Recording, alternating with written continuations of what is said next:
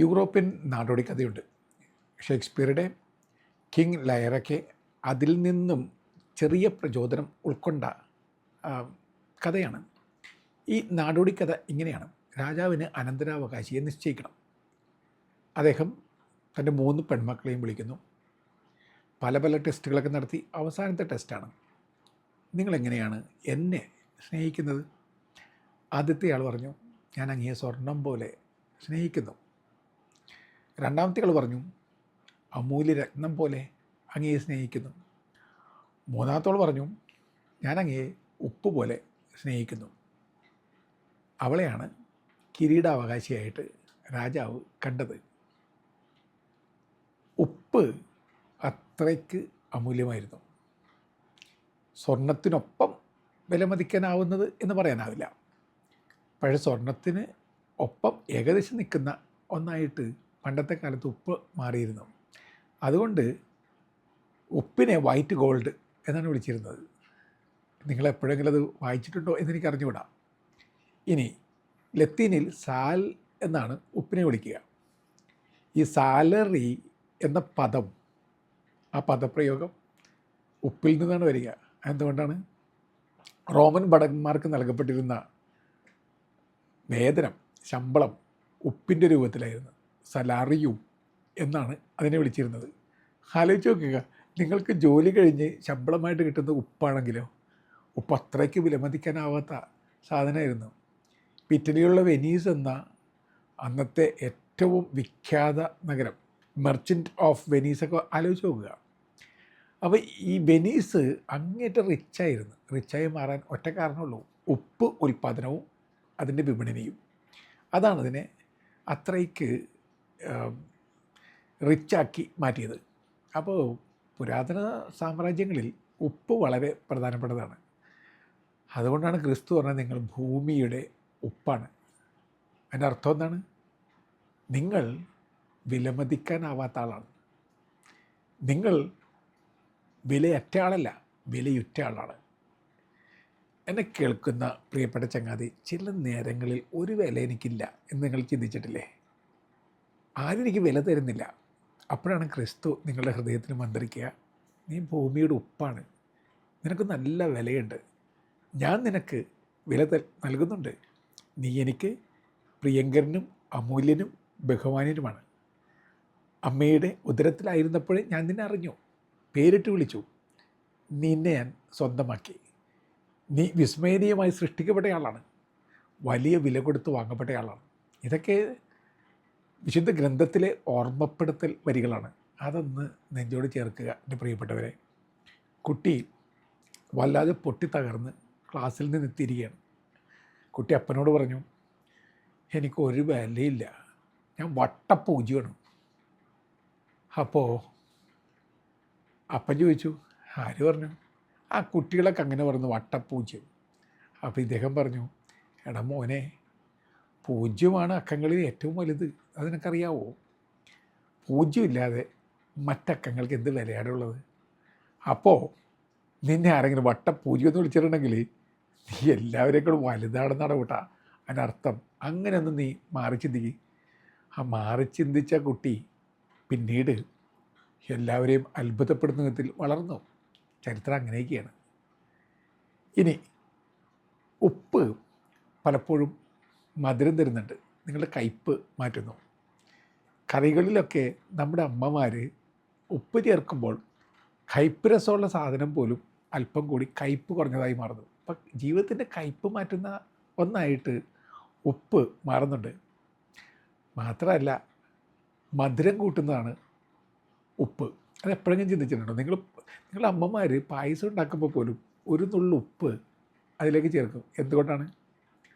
ശാസ്ത്രീയമായിട്ട് ചിന്തിച്ചു കഴിഞ്ഞാൽ ഷുഗർ സെൻസേഴ്സിനെയൊക്കെ ഉണർത്തി വിടുന്നത്, നിങ്ങളുടെ നാവിലുള്ള ഷുഗർ സെൻസേഴ്സിനെ ഉണർത്തി വിടുന്നത് ഒരു തരി ഉപ്പായിരിക്കാം.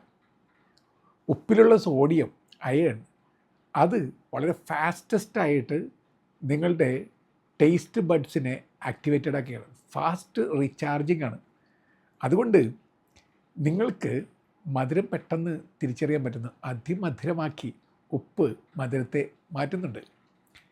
എല്ലാ ഫ്ലേവേഴ്സും തിരിച്ചറിയണമെന്നുണ്ടെങ്കിൽ ഈ മീറ്റ് പോലുള്ള വിഭവങ്ങളിലേക്ക് ഉപ്പ് ചേർക്കുമ്പോൾ സകല ഫ്ലേവർ മോളിക്യൂൾസും ആക്ടിവേറ്റഡ് ആക്കപ്പെടുകയാണ്. അപ്പോൾ നിങ്ങൾക്ക് വളരെ സ്വാദും വളരെയധികം സംതൃപ്തിയും തോന്നും. ഉപ്പ് നിസ്സാര കാര്യമല്ല. ഉപ്പ് നിങ്ങളുടെ ജീവിതത്തെ മാറ്റിമറിക്കുന്നത് അങ്ങനെയൊക്കെയാണ്. ചില മനുഷ്യർ ഉപ്പ് പോലെ നിങ്ങളുടെ ജീവിതത്തിലേക്ക് അലിയുകയാണ്. അവർ നിങ്ങളുടെ ഫ്ലേവർ കൂട്ടി, നിങ്ങളുടെ ജീവിതത്തിൻ്റെ സ്വീറ്റ്നെസ് കൂട്ടി, നിങ്ങളുടെ ജീവിതത്തിൻ്റെ കയ്പ്പെടുത്ത് മാറ്റി. അവർ നിങ്ങളുടെ ജീവിതത്തിൻ്റെ ഉപ്പാണ്. ഉപ്പ് പോലെ വന്ന ചില ആളുകളൊക്കെ ഇല്ലേ. ONV കുറുപ്പിൻ്റെ അതിസുന്ദരമായിട്ടുള്ള നുറുങ്ങ് കവിതയുണ്ടല്ലോ. കുഞ്ഞ് ഭക്ഷണം കഴിക്കാനിരിക്കുമ്പോൾ അമ്മമ്മ കഞ്ഞിയിലേക്ക് അല്പം ഉപ്പ് ചേർക്കുകയാണ്. എന്നിട്ട് അമ്മമ്മ പറയുന്നു, മോനെ, അമ്മമ്മയും അങ്ങനെ നിന്ന നിൽപ്പിൽ ഉപ്പ് പോലെ കഞ്ഞിയിൽ അലിഞ്ഞലിഞ്ഞ് തീരുന്നത് പോലെ ഇല്ലാതാവും, അലിഞ്ഞലിഞ്ഞില്ലാതാവും. പക്ഷേ അപ്പോഴും അമ്മമ്മ തന്ന ഓർമ്മകളുടെ ആ ഉപ്പ് രസം അത് നിൻ്റെ ഉള്ളിലുണ്ടാവും. ചില മനുഷ്യരങ്ങനെയല്ലേ, ഉപ്പ് പോലെ അലിഞ്ഞലിഞ്ഞ് നിങ്ങൾക്കെല്ലാ സൗഭാഗ്യം നൽകിയിട്ട് കടന്നുപോയി. അവരുടെ ഓർമ്മകളൊക്കെ നിങ്ങൾക്കിപ്പോൾ വലിയ സന്തോഷം നൽകുന്നുണ്ട്. ഉപ്പ് പോലെയായി ജീവിക്കുന്നത് ചില മനുഷ്യരുടെ ഒരു നിയോഗം പോലെയാണ്.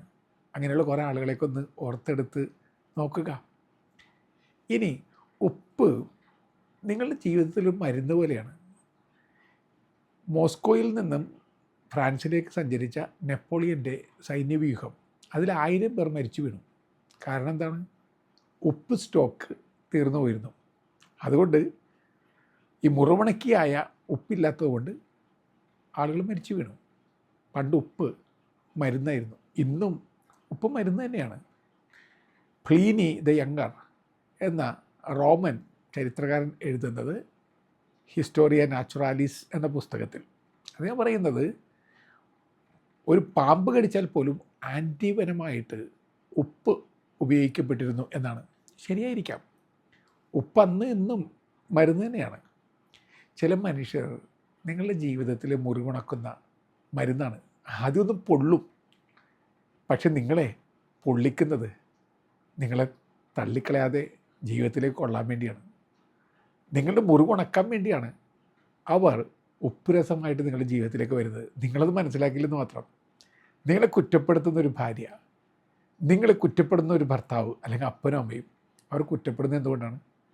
അവരുടെ ദേഷ്യം പോലും high pitch of their love, അവരുടെ സ്നേഹത്തിൻ്റെ ഉച്ചസ്ഥായിലുള്ള ഒന്നാണ് അവരുടെ ആ ദേഷ്യം എന്നൊക്കെ പറയുന്നത്. മനസ്സിലാക്കാൻ വൈകി പോവും. എപ്പോഴും നിങ്ങളെ കുറ്റപ്പെടുത്തിയ ഒരാൾ ഇപ്പോൾ കുറ്റപ്പെടുത്താത്ത വിധത്തിൽ മൗനത്തിലേക്ക്, മരണത്തിലേക്ക് മടങ്ങിപ്പോയപ്പോഴാണ് നിങ്ങൾ മനസ്സിലാക്കിയത്, ദൈവമേ, വീട് വിട്ടു പോയത് മരണമല്ല, മരുന്നാണ്. ജീവിതത്തിൻ്റെ, നിത്യജീവിതത്തിൻ്റെ പ്രതീകം പോലെ മരുന്നായിരുന്ന ഒരാളാണ് മരണത്തിൻ്റെ വഴിയിലേക്ക് പോയത്. നഷ്ടപ്പെട്ട് നിങ്ങളിരുന്ന് കരയും. അങ്ങനെയൊക്കെയാണ് ജീവിതം എന്ന് പറയുന്നത്. നഷ്ടബോധമാണല്ലോ ഏറ്റവും വലിയ കഷ്ടപ്പെടുത്തുന്ന കാര്യം. അത് ചിലപ്പോഴൊക്കെ നമ്മളിങ്ങനെ പൊതിഞ്ഞിരിക്കുകയാണ്. അപ്പോൾ ചില മനുഷ്യരൊക്കെ നിങ്ങളുടെ ജീവിതത്തിൽ മരുന്നാണ്. അവർ ജീവിതത്തെ അങ്ങേറ്റം സുന്ദരമാക്കി മാറ്റിക്കൊണ്ടിരിക്കുകയാണ്. വലിയൊരു വീട്ടിൽ അപ്പനും അമ്മയും മക്കളൊക്കെ പുറത്താണ്. അവർ പരസ്പരം ഇങ്ങനെ താങ്ങും തണലുമായിട്ട് ജീവിക്കുകയാണ്. ഈ അമ്മയ്ക്ക് പനി പിടിച്ചു, കിടന്ന കിടപ്പാണ്. ഭർത്താവ് നന്നായിട്ട് നോക്കിയിട്ടുണ്ട്, കനിവോടുകൂടി കരുതലോടെ അയാളങ്ങനെ നിന്നു. പിന്നെ പെട്ടെന്ന് അയാൾക്കും പനി പിടിച്ചു. അയാൾ കിടന്നതോടുകൂടി ഇവരുടെ പനിയൊക്കെ മാറി. നമ്മുടെ അമ്മമാരൊക്കെ അങ്ങനെയാണ്. അപ്പന്മാർക്ക് അസുഖം വന്നു കഴിഞ്ഞാൽ ഇവരുടെ അസുഖം പമ്പടക്കും. ചാടി എഴുന്നേൽക്കുന്നു, ചായ ഉണ്ടാക്കുന്നു, മരുന്ന് കൂട്ടുകൾ ചേർക്കുന്നു, ഓടി കിടക്കുകയാണ്. ഇയാളിങ്ങനെ തളർന്ന് കിടന്നുകൊണ്ട് ചെറു ചിരിയോട് ചോദിച്ചു, നിൻ്റെ പനി എവിടെ പോയി? നിൻ്റെ തളർച്ച എവിടെ പോയി? നിൻ്റെ അസുഖമൊക്കെ എവിടെ പോയി? അവർ അടുത്ത് വന്നിരുന്ന് അയാളുടെ കൈ പിടിച്ചിട്ട് പറഞ്ഞു, നിങ്ങളങ്ങ് വീണ് കഴിഞ്ഞാൽ ഞാനല്ലാതെ പിന്നെ ആരാ നിങ്ങളെ താങ്ങുന്നത്? രണ്ടുപേരും കൈയോട് ചേർത്ത് അങ്ങനെ ഇരുന്നു. പരസ്പരം തൊട്ട് തലോടി സുഖപ്പെടുത്തുന്ന കണ്ണീരുപ്പ് പാവകൾ പോലെ രണ്ടുപേർ. ഏറ്റവും ശുദ്ധമായതാണ് ഉപ്പ്. നിങ്ങളുടെ കണ്ണീര്, കടൽ വെള്ളം, ഇതൊക്കെ ഏറ്റവും ശുദ്ധമായ കാര്യങ്ങളാണ്. നിങ്ങളുടെ വിയർപ്പ്, അതിലുമുണ്ട് ഉപ്പ് രസം. ഏറ്റവും ശുദ്ധമായതാണ്. അപ്പോൾ ഈ ഏറ്റവും ശുദ്ധമായതാണ് ഉപ്പെന്ന് പറയുന്നത് ഈ അർത്ഥത്തിലാണ്. പൈതഗോറസ് ഇങ്ങനെ എഴുതിയിട്ടുണ്ട്, ഏറ്റവും ശുദ്ധിയുള്ള മാതാപിതാക്കളിൽ നിന്നാണ് ഉപ്പുണ്ടാകുന്നത്, സൂര്യനിൽ നിന്നും കടലിൽ നിന്നും. സത്യമല്ലേ? ചില മനുഷ്യർ ഏറ്റവും ശുദ്ധിയോടുകൂടി നിങ്ങളുടെ ജീവിതത്തിലേക്ക് വന്നു. അവർ നിങ്ങളുടെ ജീവിതത്തിന് ഉപ്പായിരുന്നു, നിങ്ങളത് തിരിച്ചറിഞ്ഞില്ലെന്ന് മാത്രം. നിങ്ങളത് കൈപ്പിരസമായിട്ട് കണ്ടു, അവർ തള്ളിക്കളഞ്ഞു. മധുരം തേടി നിങ്ങൾ ഓടി കടന്നു, നിങ്ങൾക്ക് മധുരം കിട്ടിയില്ല, പകരം മധുരം സമ്മാനിച്ച പ്രമേഹം മാത്രം. ഇതാണ് ജീവിതത്തിൻ്റെ അവസ്ഥ എന്ന് പറയുന്നത്. ഇത് എപ്പോഴെങ്കിലൊക്കെ തിരിച്ചറിയുന്നത് വളരെ നന്നായിരിക്കാം. ഇനി ഉപ്പ് നല്ലതെല്ലാം പ്രിസർവ് ചെയ്യുന്നതാണ്, പ്രിസർവേറ്റീവാണ്. നമ്മുടെ ജീവിതത്തിൻ്റെ ഏറ്റവും നല്ലതിനെ പ്രിസർവ് ചെയ്യുന്ന ചില ആളുകളൊക്കെ കൂടിയുണ്ടെങ്കിൽ എന്തൊരു ഭാഗ്യമാണത്. ഒരു പയ്യൻ്റെ കാല് മുറിച്ച് കളയേണ്ടി വന്നു, ആക്സിഡൻറ്റ് പെട്ടതാണ്. അവൻ വല്ലാതെ വിഷമിച്ചു പോയി. ചെറു പയ്യനാണ്, 10-18 വയസ്സേ ഉള്ളൂ. കടൽ തീരത്തിനടുത്താണ് വീട്. അവൻ പുറത്തേക്ക് നോക്കിയിട്ട് പറഞ്ഞു, ദൈവമേ, എനിക്ക് ആ കടൽ തീരത്ത് കളിക്കാൻ പോകാൻ പറ്റില്ല, പക്ഷേ അവിടേക്കൊന്നും നടക്കാൻ പോലും പറ്റില്ല. പെട്ടെന്ന് ചേട്ടൻ ചാടിങ്ങ അടുത്തിട്ട് വന്നിട്ട് പറഞ്ഞു, എടാ നിൻ്റെ കാലല്ലേ പോയുള്ളൂ, ചേട്ടൻ്റെ കാല് പോയിട്ടില്ലല്ല. ഞാൻ പിന്നെ എന്തിനാടാ, ഞാൻ നിന്നെ താങ്ങില്ലേ? താങ്ങി നെഞ്ചോട് ചേർത്ത് നെഞ്ചിലെ നാളം കിടുന്നത് വരെ അയാൾ അവനെ കൊണ്ടു നടക്കും. അവരാണ് ഭൂമിയുടെ ഉപ്പ്. അവരാണ് ലോകത്തെ കുറച്ചുകൂടി സമ്പന്നമാക്കി തീർക്കുന്നത്. എന്നെ കേൾക്കുന്ന പ്രിയപ്പെട്ടവരെ, കർത്താവ് വെറുതെ ഒന്നുമല്ല പറഞ്ഞത് നിങ്ങൾ ഭൂമിയുടെ ഉപ്പാണെന്ന്. മുറിവുണക്കിയായി, മരുന്നായി, സുഗന്ധമായി, മറ്റുള്ളവർക്ക് മാധുര്യം ഇരട്ടിപ്പിക്കുന്നവരായി, കയ്പ് മാറ്റുന്നവരായി, നന്മയെല്ലാം കരുതി വെക്കുന്നവരായി മുന്നോട്ട് പോകാൻ വേണ്ടിയാണ്. ഓർത്തേക്കുക, നിങ്ങൾ ഭൂമിയുടെ ഉപ്പ് തന്നെയാണ്. ഉപ്പായിരിക്കാൻ മറക്കണ്ട. നല്ല യാത്ര നേരുന്നു.